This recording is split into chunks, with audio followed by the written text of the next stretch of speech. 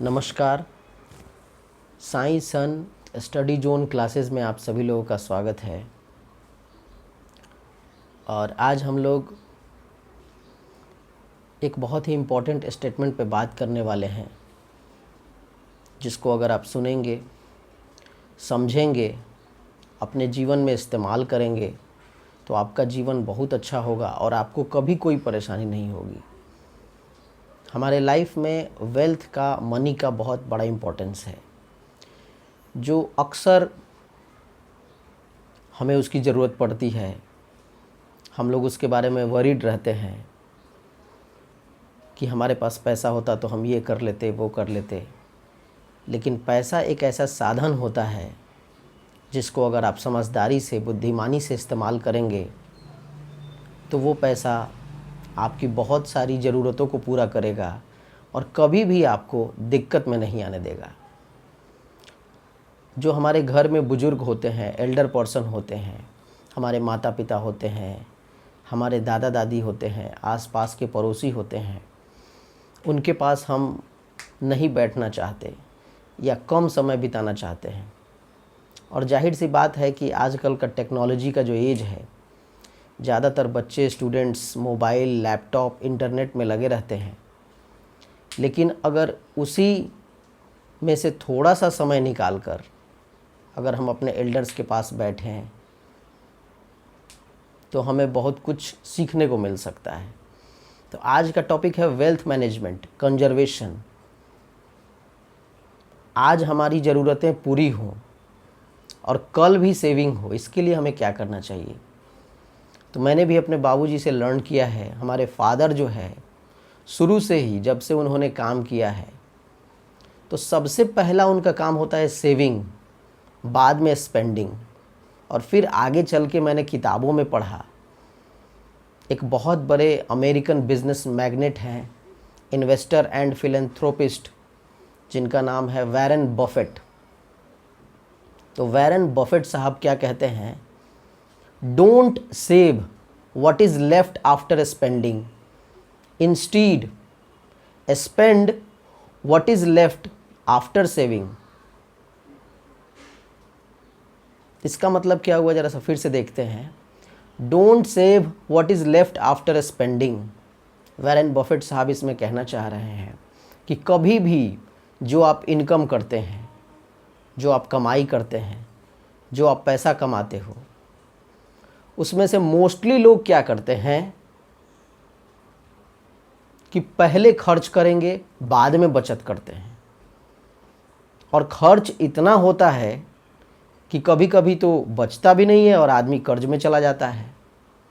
अब वैरेन बफेट का क्या फिलॉसफी है, वो कहते हैं don't save what is left after spending, instead spend what is left after saving. यहाँ पे वैरेन बफेट साहब कह रहे हैं कि आप उसमें से खर्च करिए जो सेव करने के बाद बचा है। ये कहीं ना कहीं जो है मेरे बाबूजी शुरू से ही सिखाते रहे हैं और उन्होंने पूरा लाइफ इस फॉर्मूले पे काम किया है, इस ट्रिक पे काम किया है। और कहीं ना कहीं सिंप्लिसिटी तो उनमें आज भी बहुत दिखती है। हम लोग हैं कि बेहतर खाना, बेहतर पहनना, पढ़ाई लिखाई में खर्च, घूमने फिरने में खर्च, मतलब बेकार का खर्च तो होता ही रहता है। लेकिन आज भी मेरे बाबूजी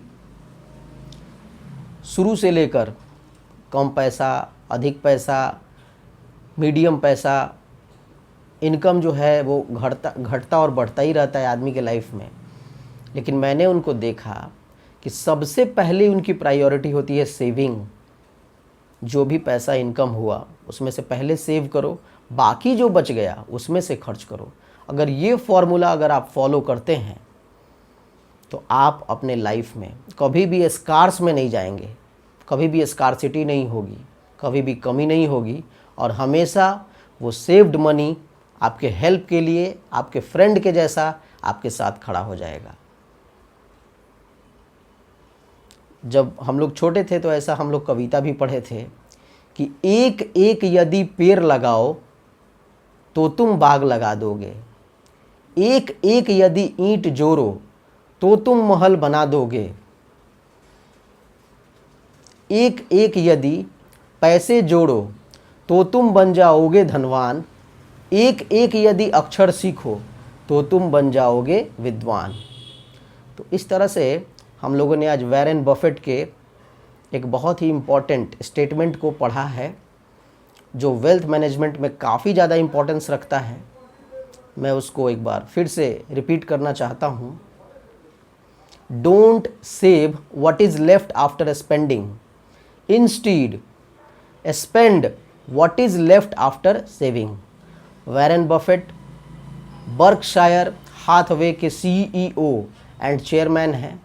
उनका एज 91 ईयर्स है और आज के डेट में अगर उनके वेल्थ की बात की जाए, प्रॉपर्टी की, तो करीब करीब 10,080 USD डॉलर्स के वो मालिक हैं।